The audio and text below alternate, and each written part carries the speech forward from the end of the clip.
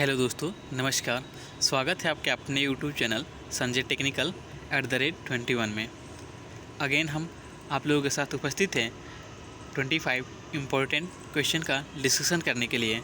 इस सीरीज़ का मेन मकसद यही है कि आपकी सफलता को सुनिश्चित किया जा सके, हम सभी सफल हो सकें। ठीक है, तो मुख्य रूप से यह सीरीज़ जो है आपके फ्यूचर ट्रेड के लिए चलाई गई है। तो आप सभी लोगों से रिक्वेस्ट है कि प्लीज़ वीडियो को देखें और पूरी वीडियो देखें। ठीक है, क्योंकि आपको केवल एक या दो क्वेश्चन देख करके ये पूरी सीरीज़ को ये समझ लेते हैं कि अरे ये तो इसमें नॉर्मल क्वेश्चन है, अरे यार ये तो कुछ भी नहीं है। लेकिन हम एक चीज़ आपको बता देना चाहते हैं कि किसी भी एग्ज़ाम में आप अभी तक आपने अटेम्प्ट किया है कोई भी एग्ज़ाम, ठीक है, तो उसमें अपने क्वेश्चन का पहले लेवल देखिए। स्टार्टिंग में क्वेश्चन हमारे बहुत ही आसान होते हैं, ठीक है, उसके बाद कुछ मॉडरेट लेवल के होते हैं, उसके बाद हाई लेवल के क्वेश्चन देखने को मिलते हैं। ठीक है, तो उसी पैटर्न को फॉलो करके ये सीरीज़ हम आपको चला रहे हैं। ठीक है, तो प्लीज़ ज़्यादा पैनिक होने की ज़रूरत नहीं है। आप जहाँ हैं वहाँ मतलब वहाँ तैयारी करते रहिए और अच्छे से पढ़िए, क्योंकि कंटेंट हमारे पास भरपूर है और जो ऑथेंटिक कंटेंट हमारे पास है। ठीक है, जो मतलब कि ऑल ओवर इंडिया इससे क्वेश्चन पूछे जाते हैं। तो प्लीज़ पेशेंस के साथ में आप हमारे साथ बने रहें और रेगुलर वीडियो को देखते रहें। डेफिनेटली आपके आने वाले समय में इस सीरीज़ से बहुत ही हेल्प होगा। ठीक है, चलिए अब ज़्यादा बातें ना करते हुए आज की इस सीरीज़ को शुरू करते हैं और देखते हैं आज के प्रश्न को। आज का हमारा पार्ट या 29 है। ठीक है, तो चलिए देखते हैं आज का हमारा पहला प्रश्न क्या है। आज का हमारा पहला प्रश्न है, विद्युत के कार्य में प्रयोग किए जाने वाले हेक्सागन हेड स्क्रू पीतल के बनाए जाते हैं। यानी कि इलेक्ट्रिक वगैरह के जो वर्क होते हैं वहाँ पे हम जो है हेक्सागन हेड स्क्रू का प्रयोग करते हैं। ठीक है, तो ये आप याद रखेंगे। हेक्सागन ये आपके जो हेड स्क्रू है ये आपके मुख्यतः आपके सेट स्क्रू के ही अंतर्गत आते हैं। ठीक है, तो ये जो नॉर्मली होते हैं आपके तो स्टील के बनाए जाते हैं, लेकिन जहाँ इलेक्ट्रिक कार्य किया जा रहा हो वहाँ पे हम इसको पीतल से बनाते हैं, ये आपको याद रखिएगा। ठीक है, और यहाँ से एक क्वेश्चन आपको रिलेट कर देते हैं पीतल से। ठीक है, तो पीतल जो है किससे मिलकर के बनाया जाता है, इसका कंपोजिशन पूछता है। तो पीतल याद रखिएगा कि कॉपर और जिंक को मिला करके क्या बनाते हैं, हम पीतल को बनाते हैं। ठीक है, चलिए नेक्स्ट क्वेश्चन देखते हैं। सेकेंड हमारा क्वेश्चन है, set screw headless socket screw होते हैं। तो जो सेट स्क्रू होता है आपका हेडलेस सॉकेट स्क्रू होता है। सेट स्क्रू का अदर नाम इसको ग्रव स्क्रू भी हम कहते हैं। ठीक है, तो ये आप याद रखिएगा। इसका प्रयोग वहाँ पे करते हैं जहाँ पे जॉब को सरफेस, जैसे कि स्क्रू को सरफेस से ऊपर ज़्यादा नहीं रखना हो, तो वहाँ पे हम क्या करते हैं, हेडलेस, ठीक है, सॉकेट स्क्रू का प्रयोग करते हैं। ये आप याद रखिएगा। ठीक है, नेक्स्ट क्वेश्चन है थर्ड नंबर का, जब कंपोनेंट को अक्सर फिक्स करना तथा हटाना हो वहाँ थंब स्क्रू का प्रयोग करते हैं। ठीक है, यहाँ पे थोड़ा सा एडजस्ट कर ले इसको। ठीक है, एक बार पुनः आपको बता दें कि जब कंपोनेंट को अक्सर फिक्स करना तथा हटाना हो वहाँ थंब स्क्रू का प्रयोग करते हैं। यानी कि कोई ऐसा पार्ट हो, कोई ऐसा कंपोनेंट हो जिसको हम बार बार उसको क्या कर रहे हैं, एक जगह से दूसरी जगह ले आ रहे हैं। ठीक है, इसको बार बार खोल रहे हैं, फिर उसको कस रहे हैं, टाइट कर रहे हैं, तो वहाँ पे हम क्या करते हैं, थंब स्क्रू का प्रयोग करते हैं। ठीक है, जैसे कि आपने देखा होगा क्या कहते हैं, वर्नियर हेड गेज में आपका थंब स्क्रू लगा हो रहता है, जिसके ऊपर स्क्रू के ऊपर नलिंग की जाती है, ताकि हमारा जो स्लिप पेज का चांस ना हो, हमारा जो थंब है वो उसके नट के ऊपर क्या ना स्लिप ना करे, और उसके ऊपर क्या नलिंग की जाती है। तो वर्नियर हेड गेज और आपका जो माइक्रोमीटर होता है इसके ऊपर भी आपके क्या होता है, थंब स्क्रू लगे रहते हैं। तो इतना आप याद रखिएगा। ठीक है, नेक्स्ट क्वेश्चन है, हैमर ड्राइव स्क्रू का प्रयोग नेम प्लेट को लगाने के लिए किया जाता है। तो हैमर ड्राइव जो स्क्रू प्लेट होता है, ठीक है, हैमर ड्राइव जो स्क्रू होता है, सॉरी, उसका प्रयोग जो है हम नेम प्लेट को फिक्स करने के लिए करते हैं। जैसे कि कोई मशीन है, उस मशीन का इस स्पेसिफिकेशन क्या है, मतलब उसकी लंबाई क्या है, उसका मैन्युफैक्चरिंग डेट क्या है, वो कौन सी कंपनी का है, वो किस कार्य के लिए प्रयोग की जाएगी। ठीक है, और उसकी जो मतलब उसकी लेंथ क्या है, कौन कौन से कार्य करेगी, या मतलब जितनी भी मशीन की स्पेसिफिकेशन होती है। ठीक है, तो ये सारी डिटेल्स जो है आपके किसके, उस नेम प्लेट पे दी जाती है। और ये इसका प्रयोग कहाँ पे किया जाता है, तो हैमर ड्राइव स्क्रू का प्रयोग किया जाता है जो कास्ट आयरन की बॉडी होती है उसके ऊपर उस जो है मशीन के नेम प्लेट को फिक्स करने के लिए हम करते हैं। तो नॉर्मली आपसे पूछ सकता है कि नेम प्लेट का प्रयोग के लिए, नेम प्लेट लगाने के लिए किसका प्रयोग करते हैं, तो हैमर ड्राइव स्क्रू का प्रयोग करते हैं, आप याद रखिएगा। ठीक है, या आपसे पूछ सकता है कि कास्ट आयरन की बॉडी पर किस ड्राइव हैमर का है सॉरी स्क्रू का प्रयोग करेंगे, तो आप याद रखिएगा हैमर ड्राइव स्क्रू का प्रयोग करते हैं कास्ट आयरन की बॉडी पर नेम प्लेट को लगाने के लिए। ठीक है, चलिए नेक्स्ट क्वेश्चन की तरफ बढ़ते हैं। हमारा नेक्स्ट क्वेश्चन है 5 नंबर का, यूनिवर्सल वॉइस को वर्टिकल तथा हॉरिजॉन्टल पोजीशन में किसी भी पोजीशन में सेट किया जा सकता है।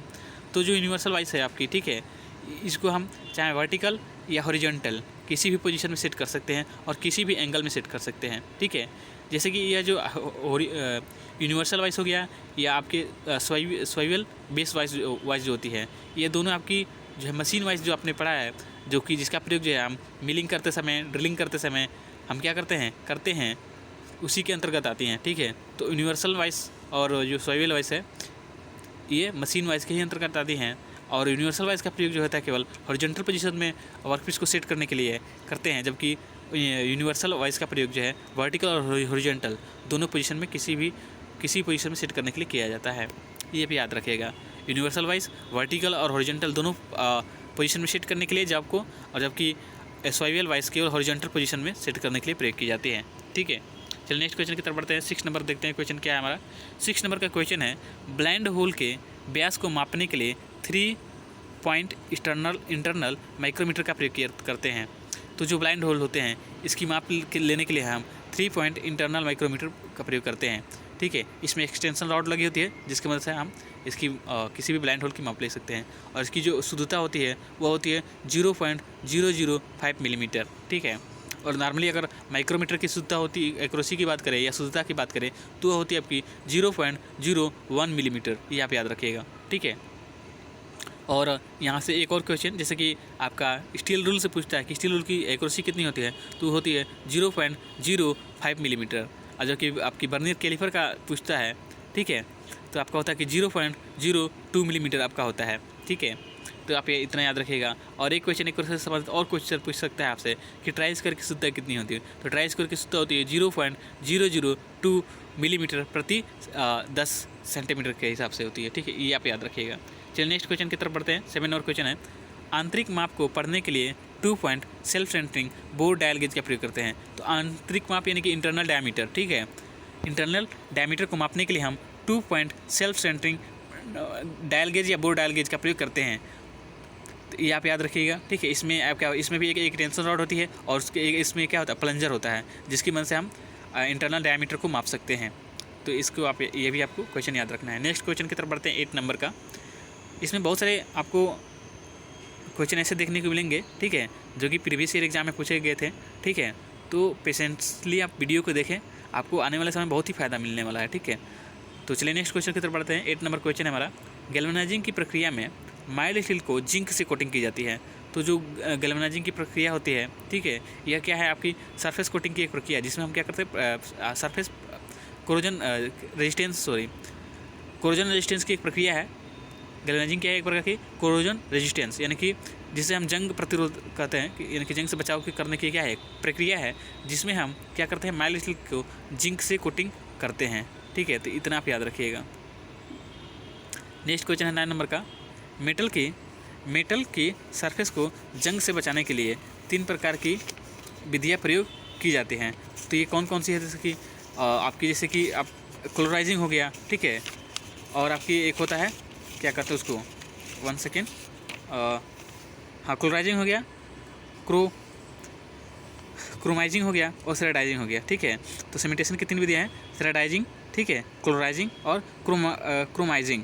सेरेडाइजिंग में क्या होता है कि जिंक की कोटिंग की जाती है, जिसके लिए आवश्यक तापमान जो होता है 370 डिग्री सेल्सियस, यानी कि 370 डिग्री तापमान आपका होना चाहिए। किसके लिए, सेरेडाइजिंग के लिए, जिसमें जिंक की हम कोटिंग करते हैं, ठीक है। नेक्स्ट होता है आपका क्लोराइजिंग। तो इसमें हम क्या करते हैं, इसमें एल्युमिनियम की कोटिंग करते हैं किसी भी वर्कपीस को उसके क्या चीज़ जंग से बचाने के लिए, और इसके लिए आवश्यक तापमान जो होता है 850 टू लेकर के 1000 डिग्री सेल्सियस होता है, यानी कि 850 से लेकर के 1000 डिग्री सेल्सियस तापमान की हमें क्या होती है, जरूरत होती है, किसके लिए, क्लोराइजिंग की प्रक्रिया के लिए, ठीक है। नेक्स्ट हमारा होता है क्रोमाइजिंग। तो क्रोमाइजिंग की कोटिंग करने के लिए हमें क्या होता है, इसमें क्या, क्लोराइजिंग की प्रक्रिया के लिए क्या होता है, हम क्रोमियम की कोटिंग करते हैं, और इसके लिए जो है हमें तापमान जो है 1300 से 1400 डिग्री सेल्सियस तापमान की ज़रूरत होती है। तो आप याद रखिएगा, ये मोस्ट इंपॉर्टेंट क्वेश्चन है। जितने भी हमने फैक्ट डिस्कस किया है इससे क्वेश्चन आपसे पूछे जा सकते हैं, तो इसको नोट डाउन कर लीजिएगा प्लीज़, ठीक है। चलिए नेक्स्ट क्वेश्चन की तरफ बढ़ते हैं। चकिंग रिमर से स्मूथ तथा शुद्ध साइज के होल बनता है। तो रिमर रिमर का ऐसे ही आपको पता है कि इसका प्रयोग किस लिए किया जाता है, तो पहले से किए गए होल को उसकी परिशुद्धता बनाने के लिए, ताकि उसको और शुद्धता के साथ हम क्या करें, जैसे कोई ड्रिलिंग मशीन के द्वारा किसी वर्कपीस के अंदर होल किया गया है तो उसको फिर हम क्या करते हैं, रिमर के द्वारा हम उसको रिमिंग करते हैं, रिमिंग प्रोसेस के द्वारा, ताकि उसकी शुद्धता और क्या हो जाए, बढ़ जाए।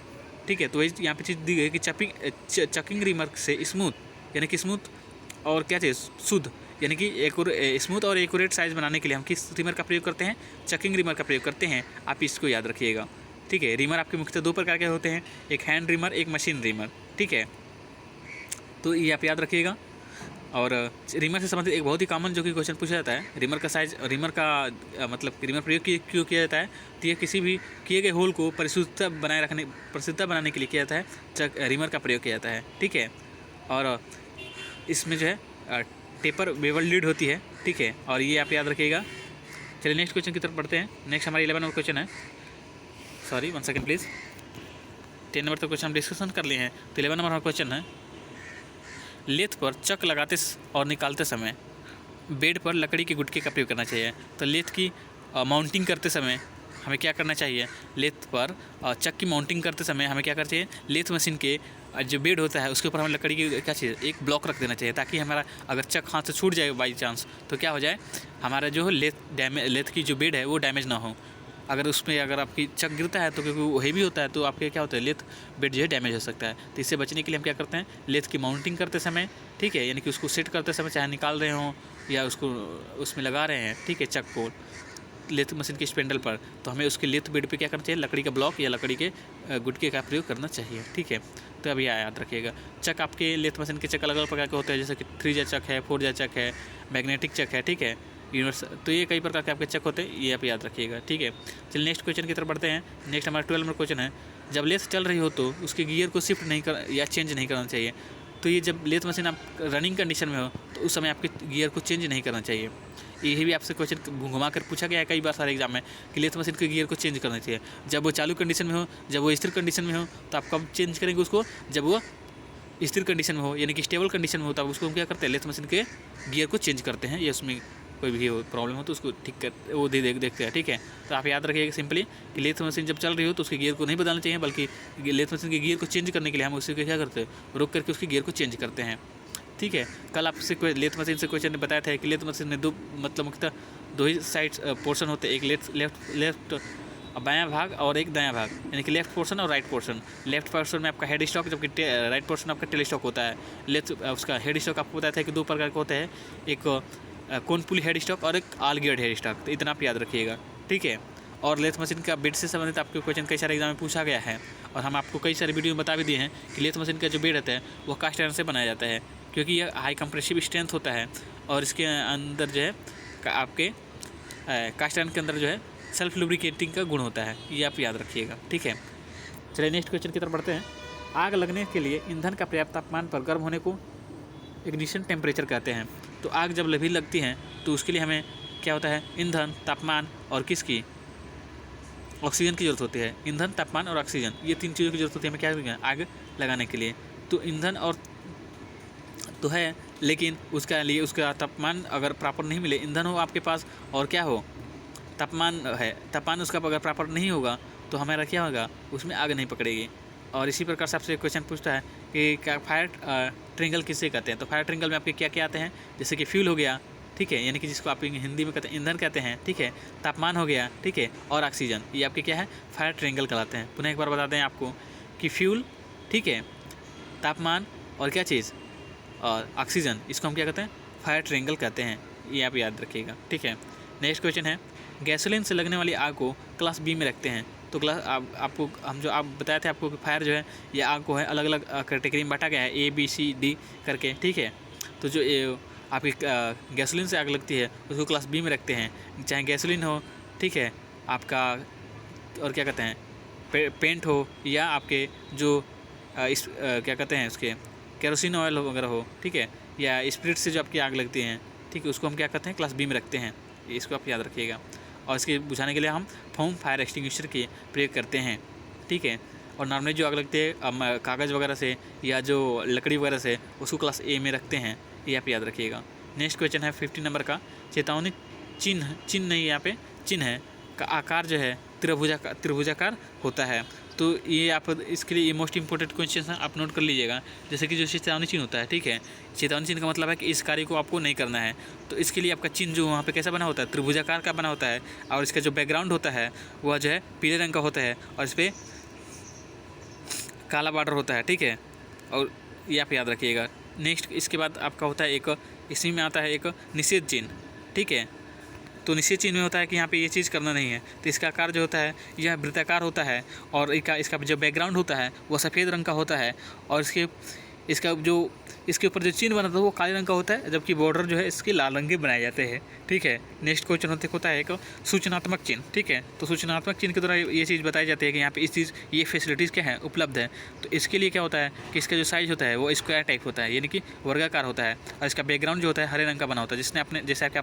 जैसे आप लोग हाईवे वगैरह पर जाते हैं तो देखे होंगे कि स्क्वायर टाइप का कोई बना है, और उसके ऊपर बैकग्राउंड जो है हरे रंग का होता है, और आगे उस पर दिखाया गया कि बच्चे क्या कर रहे हैं, बैग लेकर के स्कूल की तरफ बढ़ रहे हैं। तो इसका मतलब आगे क्या है, उसका ये सूचनात्मक चिन्ह होता है, और जिसका प्रयोग जो है जो है किसी प्रकार की सूचना को देने के लिए किया जाता है। या डॉक्टर वगैरह जो आप डॉक्टर नॉर्मली जो आपने देखे होंगे, जहाँ पे जो डॉक्टरी के जो हॉस्पिटल वगैरह होते हैं वहाँ पे भी इस प्रकार के चिन्ह मिलते हैं।